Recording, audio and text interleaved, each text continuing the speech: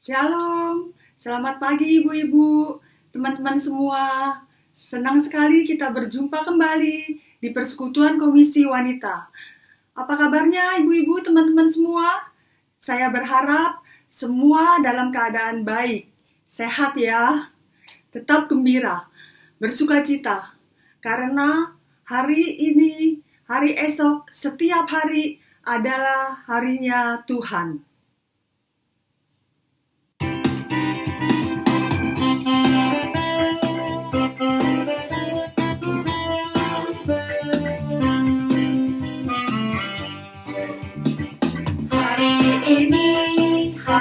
Ini harinya Tuhan, harinya Tuhan. Mari kita bersukaria, bersukaria. Hari ini harinya Tuhan, mari kita bersukaria. Hari ini harinya Tuhan.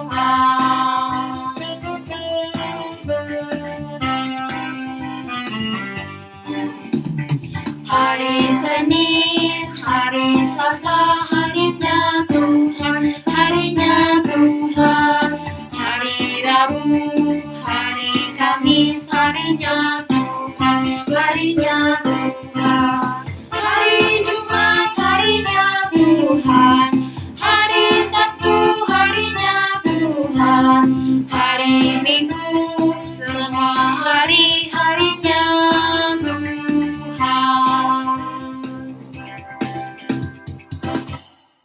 Kita bersukaria memuji Tuhan.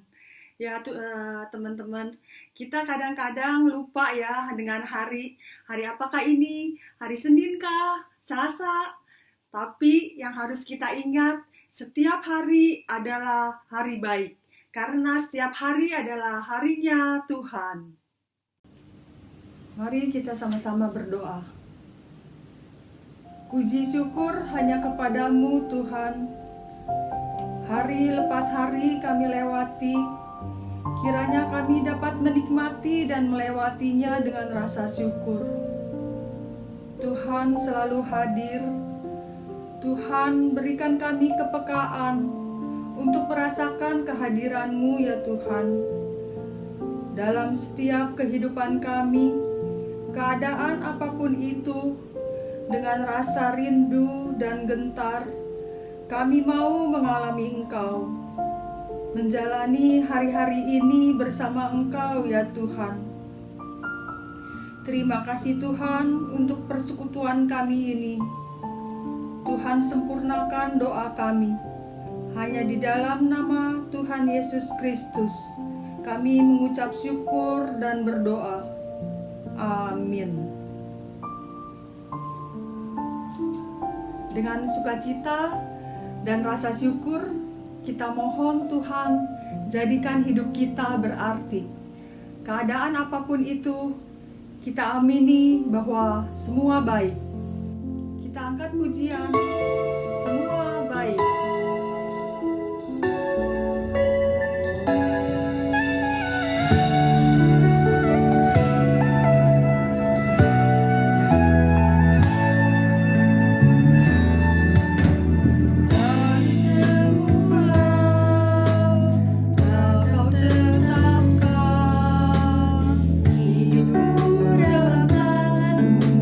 Dalam rencana-Mu Tuhan.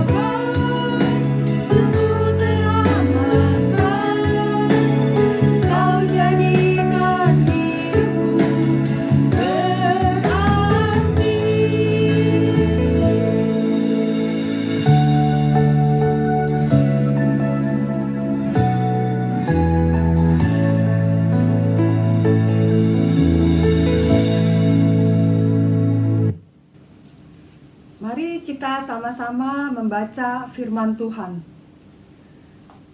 Firman Tuhan Mazmur 111 ayat 10.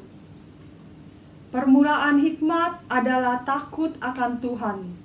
Semua orang yang melakukannya berakal budi yang baik. Puji-pujian kepadanya tetap untuk selamanya. Sebelum mendengarkan firman Tuhan, kita persiapkan hati kita. Kita angkat pujian. Dengan apa kan ku balas?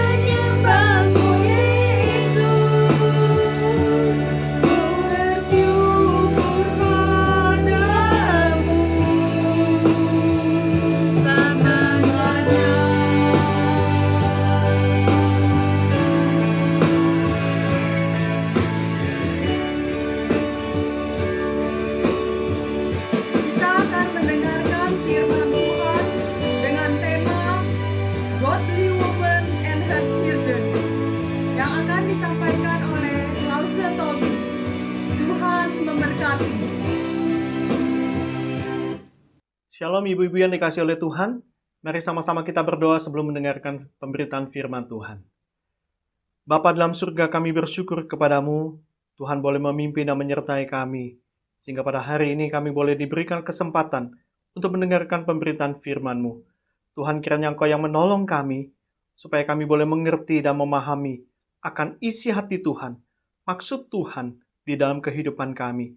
Sehingga kami sebagai orang-orang percaya, orang-orang Kristen yang sungguh mencerminkan karakter Kristus, dan kami adalah orang-orang yang disukai, yang dicintai oleh banyak orang, dan melalui kami banyak orang yang boleh percaya kepada Kristus. Terima kasih ya Tuhan. Inilah doa kami yang kami panjatkan hanya dalam nama Tuhan Yesus kami berdoa. Amin.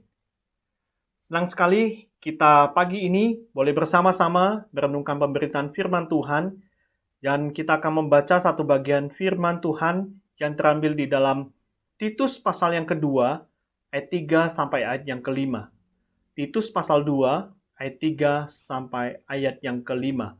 Saya akan membacakan bagian ini untuk kita sekalian. Titus 2, ayat 3 sampai ayat yang kelima. Demikian juga perempuan-perempuan yang tua, hendaklah mereka hidup sebagai orang-orang beribadah. Jangan memfitnah, jangan menjadi hamba anggur, tetapi cakap mengajarkan hal-hal yang baik. Dan dengan demikian mendidik perempuan-perempuan muda, mengasihi suami dan anak-anaknya. Hidup bijaksana dan suci, rajin mengatur rumah tangganya, baik hati dan taat kepada suaminya, agar firman Allah jangan dihujat orang. Hari ini kita akan bersama-sama belajar satu tema, yaitu Godly Woman and His Children. Wanita yang saleh dan juga kehidupan anak-anaknya. Pada masa-masa pandemi ini, bagaimana perasaan para ibu di masa-masa seperti ini? Apakah di dalam masa-masa seperti ini adalah masa-masa yang menggelisahkan, merisaukan, dan bahkan tidak tahu harus berbuat apa? Memang di dalam masa pandemi seperti ini, beberapa negara termasuk di Indonesia menunjukkan bahwa angka perceraian semakin meningkat. Ada sebagian pasangan di dalam momen karantina seperti ini merupakan satu kesempatan untuk merekatkan kembali hubungan di antara suami istri dan juga anak-anak. Tetapi bagi pasangan yang lain, justru hal ini menimbulkan problema, perselisihan, masalah-masalah yang selama ini ditutup-tutupi, mencuat ke atas dan melahirkan pertengkaran. Sehingga tidak mustahil masing-masing pasangan merasa tidak cocok lagi satu dengan yang lainnya. Bahkan kehidupan keluarga juga baik suami, istri, atau anak-anak menjadi berantakan. Nah, bagaimana dengan kondisi ibu-ibu hari ini? Apakah kita sedang khawatir, gelisah, atau bahkan di dalam masa-masa seperti ini kita malah tambah capek, atau bahkan malah tambah sibuk, atau bahkan malah tambah kesel dengan anak-anak kita, dengan suami kita, bahkan mungkin dengan tetangga-tetangga kita. Karena kita makin tahu, oh ternyata anak-anak saya itu seperti ini, suami saya itu seperti ini, oh tetangga saya itu seperti ini. Atau bahkan kita mungkin tambah bingung dengan menu-menu yang akan kita masak hari lepas hari. Karena sudah tidak tahu lagi mau masak apa lagi. Karena semua resep sudah dimasak dan tidak tahu mau masak apa lagi. Paling-paling mie instan. Itu yang paling gampang. Dan bahkan mungkin bagaimana dengan kondisi ibu-ibu saat ini. Apakah di tengah-tengah anak-anak yang sedang studi, di rumah, belajar, membuat tekanan makin bertambah karena harus mendampingi anak-anak yang home learning. Karena di waktu yang lalu, kita pada umumnya biasanya bahwa segala urusan yang berkaitan dengan sekolah pendidikan, anak-anak itu adalah tanggung jawab daripada guru-guru. Bukan menjadi tanggung jawab orang tua. Bahkan anak-anak yang sekarang les pun seharusnya menjadi tanggung jawab guru-guru les. Tetapi ini sekarang menjadi tanggung jawab orang tua yang harus mendampingi, mendidik mereka. Karena di waktu yang lalu, kita merasa bahwa toh kita sudah membayar uang sekolah, uang les, dan lain-lainnya. Bukankah itu menjadi tanggung jawab guru dan sebagainya? Sehingga di masa-masa seperti ini, itu bagaimana pada waktu anak-anak belajar di rumah, seakan-akan beban itu bertambah, berkali lipat. Anak kita harus mendampingi, dan lain sebagainya. Ibu-ibu yang dikasih oleh Tuhan, apakah kita sebagai seorang ibu atau wanita Kristen yang mempunyai karakteristik sebagai seorang wanita yang saleh, yang dikasihi oleh Tuhan, yang dikasihi oleh suami, yang dikasihi oleh anak-anak kita, dan juga yang dikasihi oleh sahabat-sahabat kita? Nah, menurut wartawan senior di Amerika yang bernama Jennifer Senior, bahwa orang tua di Amerika itu sangat dipengaruhi dengan budaya individualisme dan dorongan untuk menentukan jalan mereka sendiri. Sehingga pada waktu mereka ditanya bagaimana mereka mendapatkan nasihat atau bagaimana mereka mengatur, mendidik anak-anak mereka. Bagaimana mereka mendapatkan nasihat untuk mengenai pola asuh anak mereka. Maka sebagian besar menjawab bahwa mereka mendapatkan pola mendidik anak-anak itu dari teman-teman mereka. Dari situs-situs internet, bahkan dari buku-buku mereka. Tetapi tidak ada satupun yang menjawab bahwa pola asuh yang mereka lakukan itu, yang mereka praktekkan kepada anak-anak mereka, tidak satupun yang menyebutkan bahwa mereka mendapatkan semuanya itu dari ibu mereka sendiri. Sungguh hal itu sangat tragis. Nah, di dalam firman Tuhan yang kita baca hari ini, di sini Paulus meminta kepada Titus untuk mengembalakan jemaat yang ada di Pulau Kreta. Tugas utama Titus adalah untuk menetapkan, mengatur, dan memilih para pemimpin-pemimpin gereja atau para panatua di setiap kota yang ada di Pulau Kreta itu. Maka tugas Titus ini sangat tidak mudah, karena karakter daripada penduduk Pulau Kreta itu sangat terkenal dengan mereka pandai berbohong, mereka mempunyai sifat yang seperti binatang yang buas, mereka rakus, dan bahkan mereka itu pemalas. Masalahnya, inilah yang terjadi bagi orang-orang Kristen di Pulau Kreta itu. Hidupnya tidak jauh berbeda dengan orang-orang yang tidak percaya. Sehingga mereka mencela pengajaran firman Tuhan. Bahkan mereka bisa membuat berbagai macam tuduhan atau bahkan gosip-gosip untuk mempermalukan orang-orang Kristen itu. Dan pada akhirnya mereka tidak tertarik dengan kekristenan. Maka di bagian yang tadi kita baca, Paulus meminta kepada Titus untuk mengatakan hal-hal yang harus dilakukannya. Dengan mengikuti ajaran yang benar dan memelihara integritas iman Kristen yang tidak berkompromi dengan budaya setempat. Mulai dari laki-laki yang tua, para perempuan yang lebih tua, perempuan yang lebih muda, anak-anak muda, dan juga para hamba-hamba.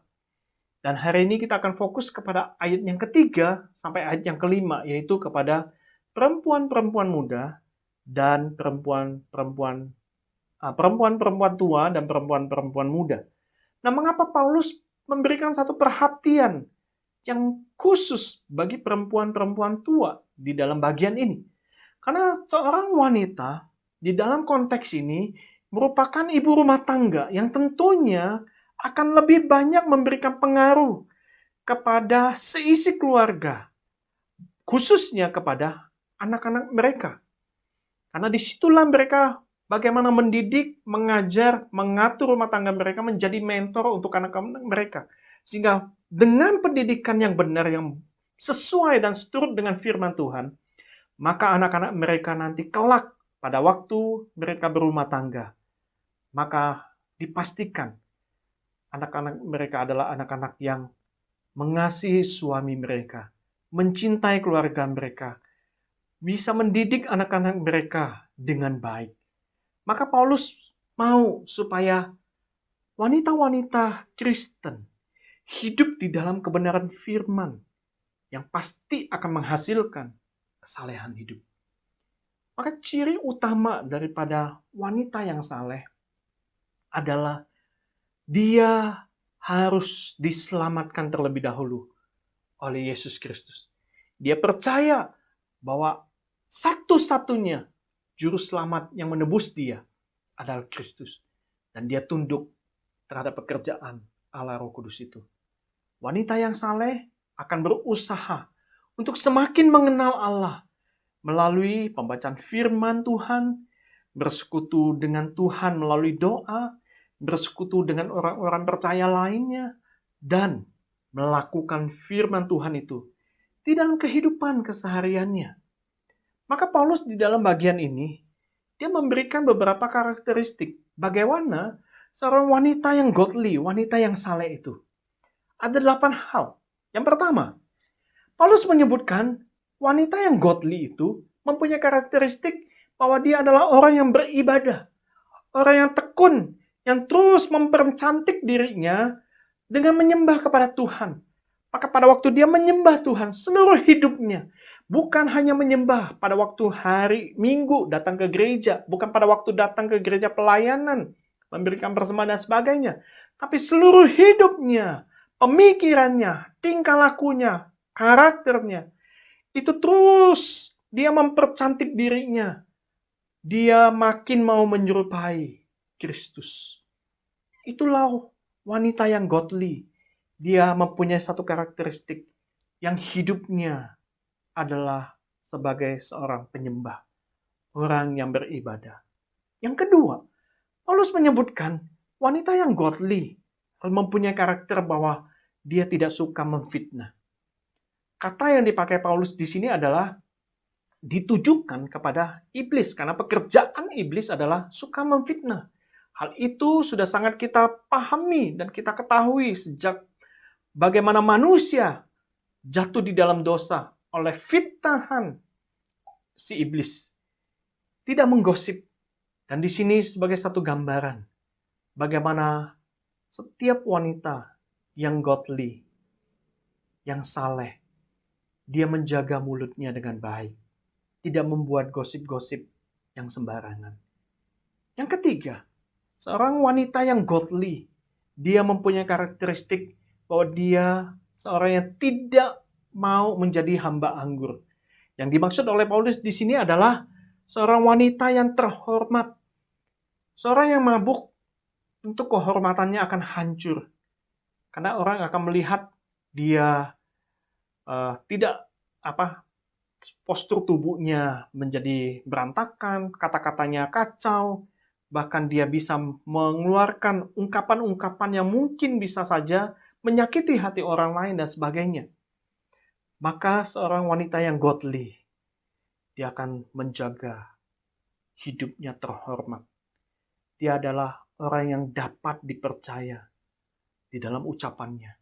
Tidak mabuk, tidak serakah, bukan cinta uang, bukan pemarah, tetapi dia adalah seorang yang peramah.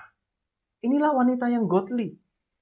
Dan yang keempat, Paulus menyebutkan wanita yang godly mempunyai karakteristik bahwa dia adalah seorang yang cakap mengajar. Seorang wanita yang saleh, dia akan berusaha di dalam segala keterbatasannya untuk menjadi mentor bagi anak-anaknya yang masih muda. Memang tidak mudah. Karena pada umumnya, kita sebagai orang tua, seringkali lebih mudah untuk mengkritik, lebih mudah untuk menemukan kekurangan dibandingkan mencari kelebihan. Kita bisa mengatakan kekurangan anak kita itu sedemikian banyak. Sudah ada daftar listnya. Kekurangan suami kita punya daftar listnya. Dia ini, dan ini. Tetapi wanita yang godly, dia sungguh-sungguh cakap mengajar. Dia tahu kapan dia akan mengucapkan kata-kata untuk memuji anaknya.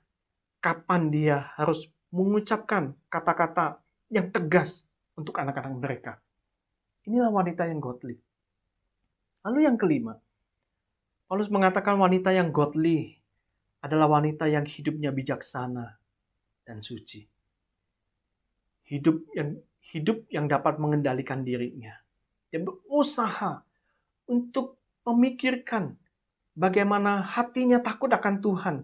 Pada waktu dia mau melakukan segala sesuatu, apakah itu seturut dengan firman Tuhan? Sehingga sungguh hidupnya itu adalah hidup yang dia jaga menjadi orang yang kudus, yang menjaga kesucian hidupnya, memisahkan dirinya daripada pencemooh-pencemooh atau pergaulan-pergaulan yang menyesatkan, yang membuat dia jatuh di dalam dosa. Inilah hidup wanita yang bijaksana. Dia tahu bagaimana bergaul dengan lingkungannya, dengan para sahabatnya, dan dia tetap menjaga integritasnya untuk hidup di dalam kekudusan Tuhan. Lalu kemudian yang keenam, Paulus menyebutkan bahwa wanita yang godly, maka dia adalah wanita yang akan mempunyai karakteristik dia rajin mengatur rumah tangganya. Seorang ibu dipercayakan untuk menjadi manajer di rumah tangganya. Bagaimana dia mengatur segala sesuatunya dengan baik, tidak boros, dan lain-lain. Kalau suami memberikan sekian biaya, sekian uang untuk biaya hidup rumah tangga dalam waktu 1 bulan atau 1 minggu dan sebagainya, maka disitulah seorang ibu yang godly, maka dia akan mengatur sedemikian rupa agar kehidupan keluarganya bisa berjalan dengan baik. Tanpa ada kecolongan, tanpa ada pemborosan dan lain sebagainya. Sehingga kehidupan suami berjalan dengan baik. Kehidupan anak-anaknya juga berjalan dengan baik. Jika semuanya itu berada di dalam satu keteraturan yang sudah dibuat secara sistematis oleh seorang ibu yang tekun, yang rajin mengatur rumah tangganya. Begitu luar biasa. Boleh dikatakan seorang wanita itu atau ibu itu adalah menteri keuangannya yang mengatur sedemikian rupa supaya rumah tangganya dapat berlangsung dengan baik. Dan bagian yang ketujuh, Paulus menyebutkan wanita yang godly adalah wanita yang mempunyai karakteristik bahwa dia baik hati dan taat kepada suaminya. Maka dibutuhkan sebuah ketundukan yang dipenuhi dengan Roh Kudus. Maka ini sesuai dengan ordo yang Tuhan memang desain untuk sebuah keluarga. Kristus sebagai kepala daripada keluarga itu. Maka ada suami, ada istri, dan juga ada anak-anak. Seorang ibu yang saleh akan mencintai suaminya, mencintai keluarganya, mencintai anak-anaknya tanpa syarat. Ia tunduk dalam artian ia mengedepankan kepentingan orang lain. Seperti yang terdapat di dalam 1 Petrus pasal 3, ayat yang pertama sampai ayat yang kelima. Di situ dikatakan, demikian juga kamu, hai istri-istri, tunduklah kepada suamimu, supaya jika ada di antara mereka yang tidak taat kepada firman, mereka juga tanpa perkataan dimenangkan oleh kelakuan istrinya. Jika mereka melihat bagaimana murni dan salehnya hidup istri mereka itu, perhiasanmu janganlah secara lahiriah, yaitu dengan mengepang-ngepang rambut, memakai perhiasan emas, atau dengan mengenakan pakaian yang indah-indah. Tetapi perhiasanmu ialah manusia batinia, yang tersembunyi dengan perhiasan yang tidak binasa, yang berasal dari roh yang lemah lembut dan tentram, yang sangat berharga di mata Allah. Sebab demikianlah caranya perempuan-perempuan kudus dahulu berdandan, yaitu perempuan-perempuan yang menaruh harapannya kepada Allah. Mereka tunduk kepada suaminya. Ini tentu tidak mudah, tetapi saya yakin dan percaya para ibu-ibu di tempat ini adalah ibu-ibu yang mengasihi keluarganya, mengasihi suami dan anak-anaknya tanpa syarat, seperti Kristus. Bagian yang ke-8, Paulus menyebutkan seorang wanita yang godly adalah seorang yang mencintai firman Tuhan. Karena firman Tuhan jangan sampai dilecehkan. Seorang wanita yang godly akan dilihat bagaimana imannya. Gaya hidup yang benar dan sehat terletak kepada bagaimana imannya dia praktekkan di dalam kehidupannya. Jikalau seorang ibu mencintai firman Tuhan, tentu hidupnya akan menghasilkan kehidupan yang saleh, kehidupan yang kudus, sehingga pengajaran yang sehat tidak pernah memisahkan pembenaran dari pengudusan.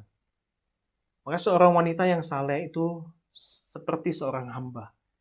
Ini adalah sebuah kualitas yang harus kita miliki sebagai pengikut Kristus. Karena Yesus Kristus pun mengatakan bahwa dia adalah seorang hamba. Seorang ibu dengan sikap pelayanan tidak hidup untuk dirinya sendiri, tetapi untuk orang lain. Dia melayani keluarganya dalam berbagai cara, mengingat bahwa dia sedang mengikuti jejak-jejak Kristus. Dia tidak mencari hadiah atau melayani hanya untuk ketika dia nyaman atau ketika dia menginginkannya. Dia memahami bahwa dalam melayani keluarganya, dia juga sedang melayani Tuhan. Seorang wanita yang saleh menghadapi tuntutan hidup tanpa meributkan sesuatu, atau mengomel, atau memprotes, atau mengeluh, atau bahkan membandingkan situasinya dengan keadaan orang lain. Tetapi seorang wanita yang saleh, dia akan terus bertekad untuk menjadi wanita yang diinginkan oleh Tuhan. Ibu-ibu yang dikasihi oleh Tuhan, pada waktu saya melayani di salah satu gereja, di dalam sebuah acara pemberkatan pernikahan gerejawi, kedua mempelai begitu tampak bahagia, sangat bahagia sekali. Dan di dalam momen itu, di dalam momen pemberkatan pernikahan itu, ada satu momen di mana kedua mempelai memberikan satu ucapan terima kasih kepada orang tua. Maka sang mempelai wanita ini, dia memberikan satu ucapan terima kasih kepada mamanya. Apa yang dia katakan? Dia mengatakan begini, dia bersyukur kepada Tuhan bahwa dia dilahirkan oleh mama seperti dia. Lalu dia mengatakan lebih lanjut, jikalau bisa, jikalau boleh, jikalau mungkin, dia mengatakan hal ini. Jikalau bisa, aku dilahirkan kembali, aku akan memilih mama yang sama. Begitu luar biasa pernyataan dari mempelai wanita ini kepada mamanya. Ini menunjukkan atau menggambarkan, dan saya yakin dan percaya, mama daripada mempelai wanita ini adalah mama yang sungguh-sungguh menjadi contoh teladan bagi dia. Sehingga dari mulut anaknya sendiri, dia mengeluarkan statement yang demikian luar biasa. Ini sebagai penutup, keindahan seorang wanita yang saleh terletak pada manusia batiniahnya. Bukan terletak kepada lahiriahnya. Karena batiniahnya yang tersembunyi itu adalah sebuah perhiasan yang tidak akan pernah binasa. Karena semuanya itu berasal dari roh yang lemah lembut. Dan itu sangat berharga di mata Allah. Warisan apakah yang Anda tinggalkan bagi anak-anakmu? Dalam lagu yang berjudul Find Us Faithful, yang ditulis oleh John Moore, yang kemudian dipopulerkan atau dinyanyikan oleh Steve Green, di situ di liriknya dikatakan bahwa biarlah anak-anak itu nantinya melihat kita, bahwa kita adalah orang-orang yang setia, orang-orang yang saleh, yang dimana mereka akan belajar daripada hidup kita. Kiranya firman Tuhan pada hari ini boleh memberikan kepada kita dorongan, khususnya para ibu-ibu, minta kepada Tuhan supaya kita boleh menjadi ibu-ibu yang bijaksana, yang saleh, dan juga anak-anak kita akan menjadi bangga, senang melihat mamanya yang begitu saleh hidupnya, yang hidupnya sesuai seturut dengan firman Tuhan, dan disukai, dicintai juga oleh suami. Dan bahkan orang-orang lain pun juga suka kepada kehidupan para ibu yang saleh, sehingga melalui kehidupan ibu-ibu yang saleh, wanita yang saleh, nama Tuhan semakin dimuliakan. Amin. Mari kita berdoa. Bapa di dalam surga, kami bersyukur kepadamu.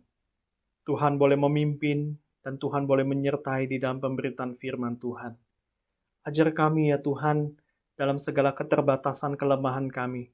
Tidak mudah untuk menjadi wanita yang saleh, hidup yang saleh, karena seringkali kedagingan kami lebih menonjol daripada keinginan roh.